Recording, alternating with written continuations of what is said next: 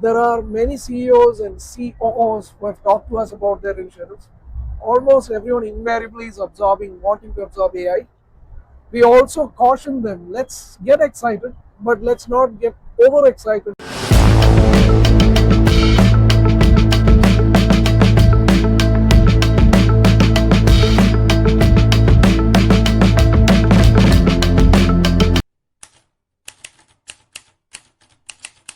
So my name is Manoj Balraj. I'm the president and co-founder of a company called Experion Technologies.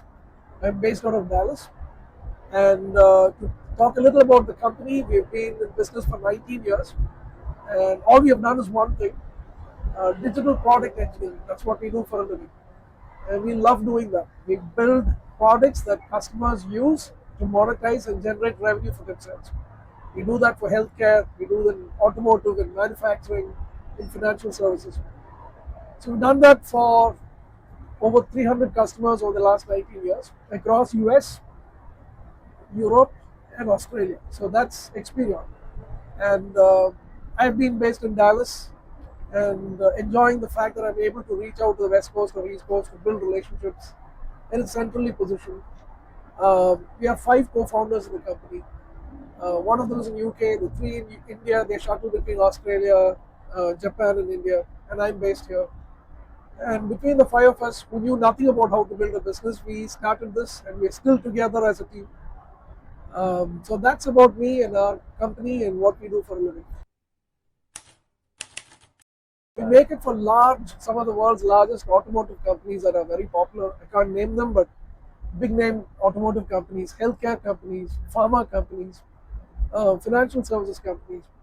Most of our customers are mid to small, but there's about a dozen and a half companies that are in the Fortune 100 space, Fortune 500 space. We do the same thing for everyone. Building products they will use to repurpose for their business and win more customers. So that is a very important thing. Product mindset meaning when we build software, making sure that everybody in the team is aware in the company that what you're building is something that is critical for a customer. It is not an application, it is not software with a timeline or budget. Here you're thinking about the end user. Who is that user? The user could be a mechanic, the user could be on the shop floor in an automotive company. He or she could be a registered nurse in a home healthcare company tending to a patient with autism maybe. You have to think about that user. So the product mindset means I am always designing and coding and implementing a solution, keeping that end user in mind. So when you think that way, you're actually building something that is becoming a true product that a user can use to be able to achieve certain objectives at work. And the company that we are talking to, the customers, they also see it as okay, I'm thinking from a long-term standpoint. Then I need to really think about the product vision. How do I break that vision down into more tactical steps so that an Experion-like company can understand the vision and build a product keeping that vision in mind? I see it very positively. There are many CEOs and COOs who have talked to us about their insurance. Almost everyone invariably is wanting to absorb AI. We also caution them, let's get excited, but let's not get overexcited by this technology, because in the end we have to value the humans who are working behind the scenes. If you're talking about agentic AI, if you're building agents, whatever, you still need humans behind the scenes to be really talented and experienced to build the tools behind the agents. It's not like AI can just take over everything by itself. There's a lot of work behind. It's a slow journey. So we caution, while excited CEOs and CIOs tell us a lot of their plans, we tell them, let's be a little cautious, but let's be optimistic about the whole thing. Because it is changing. We can see the change. We ourselves are able to do things much faster. We are able to create prototypes faster. We are able to do QA faster. We can use tools to improve the speed of the software development lifecycle itself. All that is helping us, and in turn, it's helping the customers also. Just that we have to be cautious about security, about IP infringement. We have to be very, very cautious, especially when you're building intellectual property that is being resold to large enterprises or to consumers. We have to be very cautious about that. But otherwise, it is very exciting. To the short answers, Yeah. we have gone through a brutal journey to find the talent we need. Okay. But once we found them, the Yeah. journey became easier. And we continue to do that part. That tough part continues. We have to have people who come in and talk about product mindset, make sure we groom them, we cultivate that kind of thinking. And these people are able to produce value when they start building a product. So they have to understand what we do when we say product management. They have to understand what we do when we do product design. What is product engineering? What does it actually mean? So we have to create that culture. Only then that talent becomes of use. And it's not easy for a company of ours to say, let's just become a big company. We don't want to be. And why? Because we'd like to build these quality products for which we need quality people. Is it easy to find them?